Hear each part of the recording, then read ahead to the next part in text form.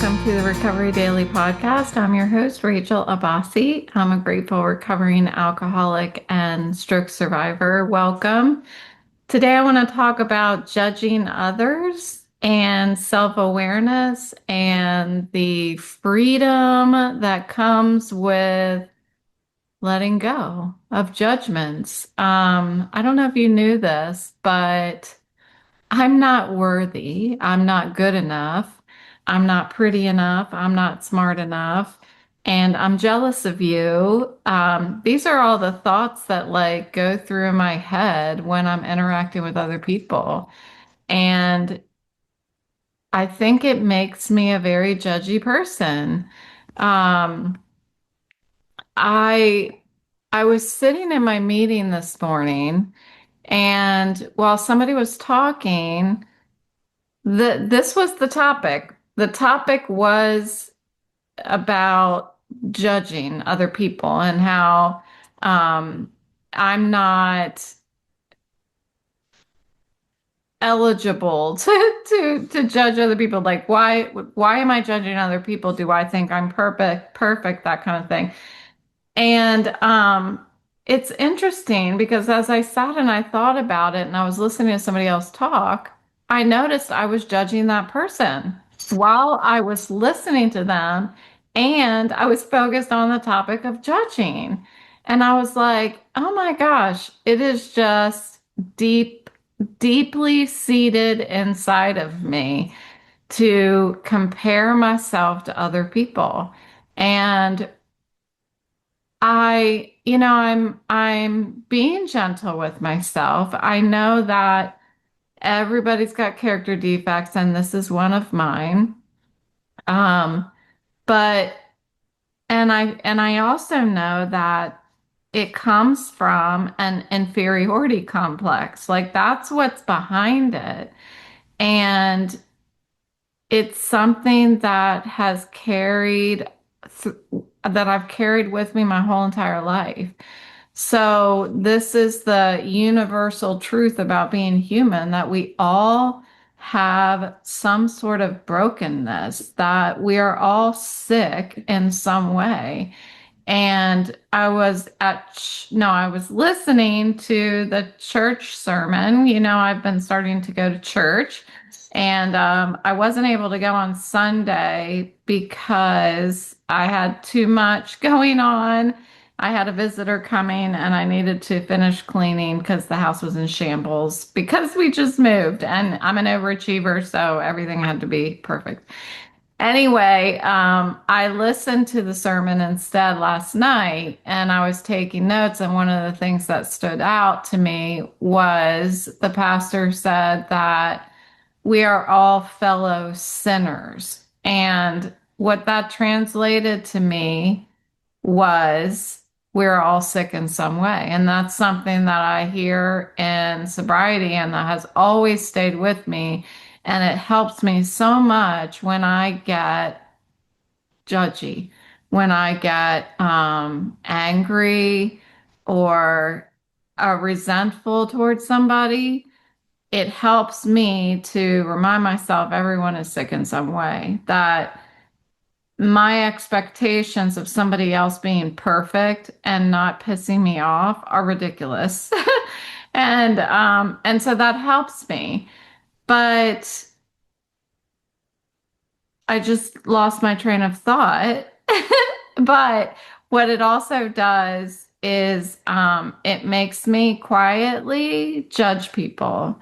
And I don't like that about me. I don't like that character defect, but I know it's there and it can be actively working and I don't even know it that it's happening. But it is definitely when I become aware, like mid judgment, when I become aware, it's like I level up in this emotional playing field. That judgment is masking my own insecurities. It's not revealing, like what I feel like I'm doing is revealing truths about other people that they are not aware of. That's not what's happening. I am actually covering up insecurities. So it's like this judgment is like this blanket that I feel like what I'm doing when I judge somebody is I'm pulling the blanket off of them and revealing truths about them that they're hiding, that nobody else can see. But what I'm doing actually is pulling that blanket over top of me and covering my own insecurities. So, where did this inferior inferiority complex come from? Like, this instinct to judge other people comes from a deep inferiority complex that not from me feeling superior to other people. It's because I feel inferior. I feel like I'm not good enough, like I'm not worthy, like I'm not pretty enough, I'm not smart enough, you name it. I fear of not being enough. So I compare myself to others um, in in a way of like bracing myself for my own imagined failure, if that makes sense. So I believe that these feelings of inferiority and fear of not being enough have been learned from me through my past experiences. So, past experiences, I believe, set me up to predetermine how similar situations are going to unfold for me. It's just like what I was thinking this morning. We were all talking about the dentist this morning. I guess it's that time of year. Everybody's going to the dentist, maybe to use the last part of your insurance, your HSA and stuff like that before it runs out by the end of the year. I don't know, but it seems like everybody's going to the dentist. I must have heard 10 people in the past 48 hours who are going to the dentist. So, what it reminds me of how these past experiences set me up to predetermine how similar situations will unfold, meaning my past experiences with this type of person set me up to a predetermination of how my experience with this person who is of similar character, how my interaction with them is going to unfold, and likely I will feel inferior. That's where the judgment comes in. When I go to the dentist, this is what happened. I went to the dentist on, I think it was Tuesday. It doesn't matter, but I haven't been flossing my teeth, okay? There, it's out in the open. I have not been flossing my teeth. I go in and out of flossing my teeth, and right now I'm out. So I'm getting back into flossing my teeth. And so I had to get the electric scaler where the water is like super thin, terribly strong shots of water rather than just using the regular metal pick. They use this water scaler to clean your teeth. Well, my experience with the electric water scaler was terrible. The last dentist that I went to that used it. And I mean, to the point that I was so upset when she would use it because I'm just like, this is terrible. It's a terrible. Why are you using this thing when you could just be using that metal scaler thing? Anyway, it was terrible. She just put me through so much pain when she was using this electric scaler. So I go to the dentist on Tuesday and my new lady, I don't know, my dental hygienist is she's like, "Okay, well we're going to have to get the electric scaler out." And I'm like, "No." And I could feel like just like my panic set in like I don't want to ruin my day. It's terrible. It's so painful. So, but all I said to her was, okay. And I said, you seem like a really nice person, but I hate your job. I hate what you do. So she kind of laughed a little bit.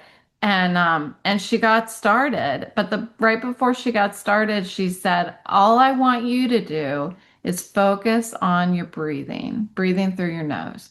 So I thought, okay, well, that I know how to do. I know how to do that from all of my meditation and stuff for my program. So I'm just going to focus on my breathing. And she got started. It didn't hurt. The whole thing. It didn't hurt. I focused on my breathing. I don't remember a moment of that experience that was painful. And when she was done, I said, "What you have taught me today is that number one, that lady, the last one who used the electric scaler on me, had no business holding that thing in her hand because she didn't know how to use it. And number two, don't let your past experiences predetermine how a similar situation will unfold." And then this was the topic today. And I just thought, that's why I judge. It's like that mental prejudgment becomes unfairly projected onto the next experience or the next interaction with somebody of similar character. So judgment really is a defense mechanism. I judged that lady, sorry, my dental hygienist. I judged my dental hygienist who had the electric scaler in her hand before I even let her use it on me. And I just assumed that she was going to put me through a bunch of pain. And she didn't. She didn't.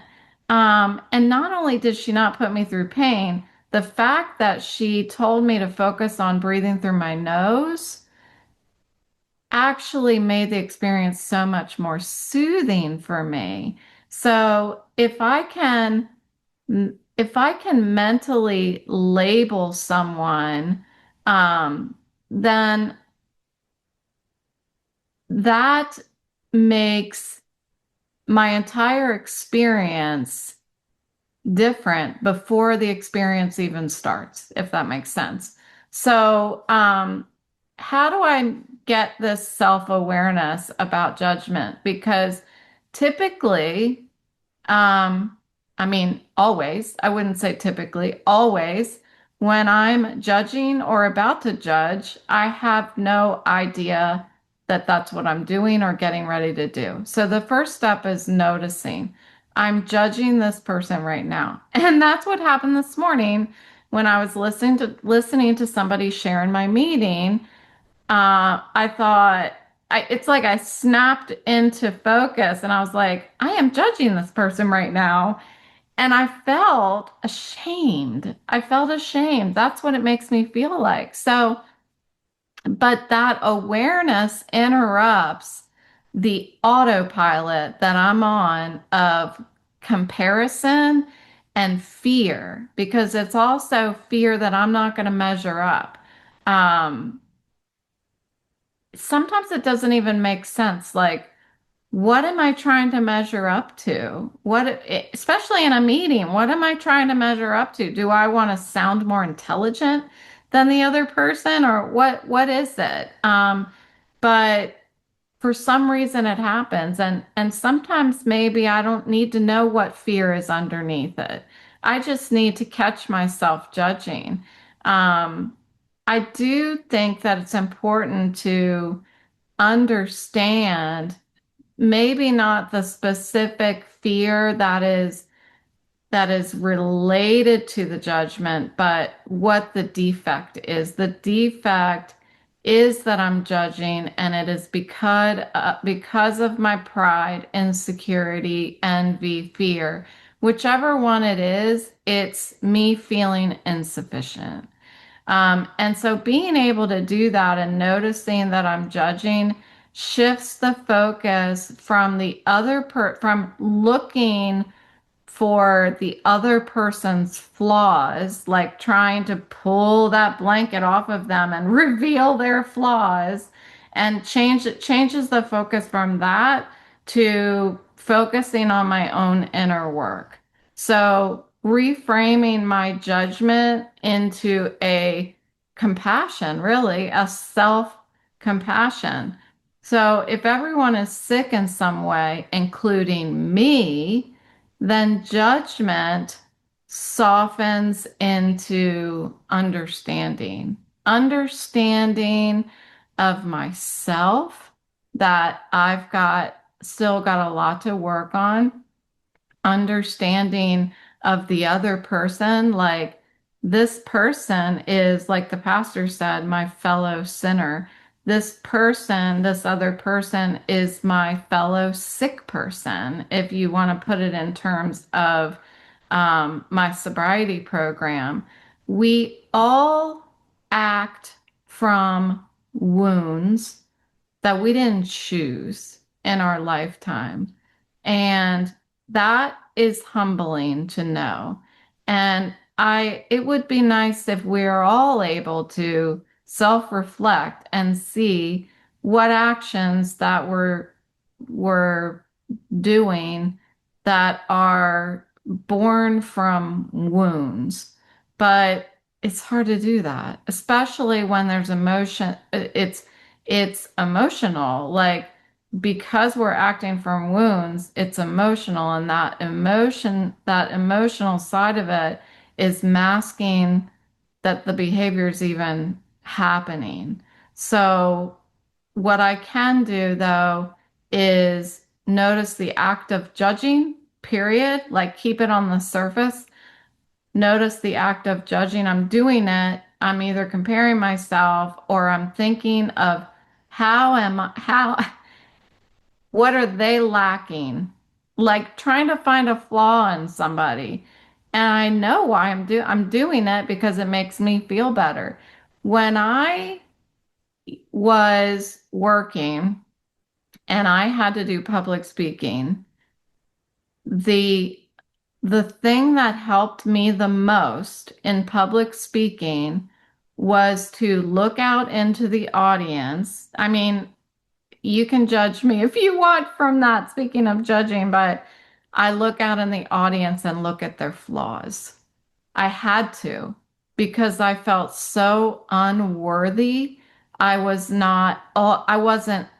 all of the things. I wasn't smart enough, pretty enough, um, dressed well enough, um, able enough. I had so much anxiety, and I felt so much like I was being judged, even though all I had to do was stand up there and talk about something that I was the expert of.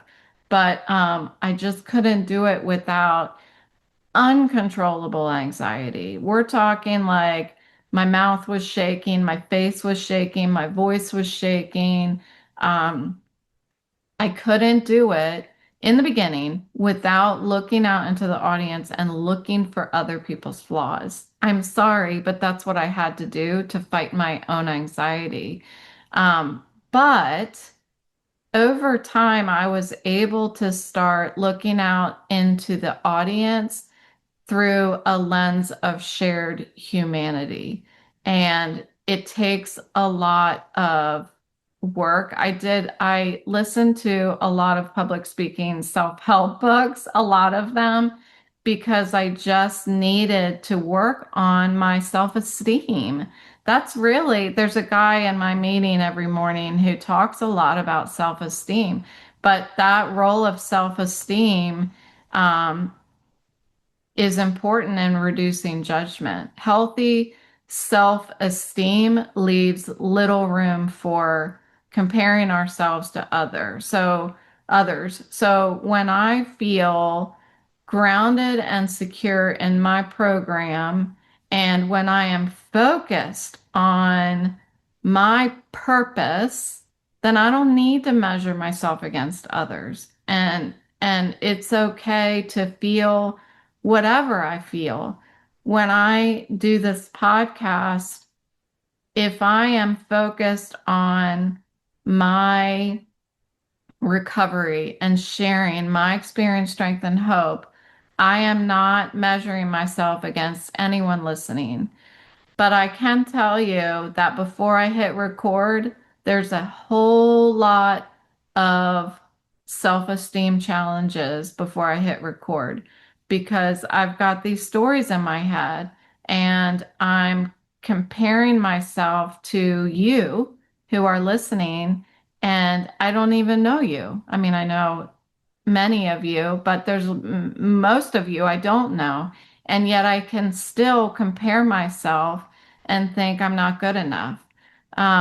So there is a gift that exists in recognizing that moment of judgment that I'm judging, and that noticing it is an invitation to grow. And it's an invitation to grow softer, not harder, to become more vulnerable, to become honest, to become humble, to become connected to the person that I am judging. So when I can surrender judgment, I make a lot more room for myself to accept who I am and build genuine relationships with people and just strengthen that serenity that I'm always trying to hold on to, that serenity that I finally know in sobriety. So that's what I've got for you. Thank you so much for listening today, and I will talk to you tomorrow.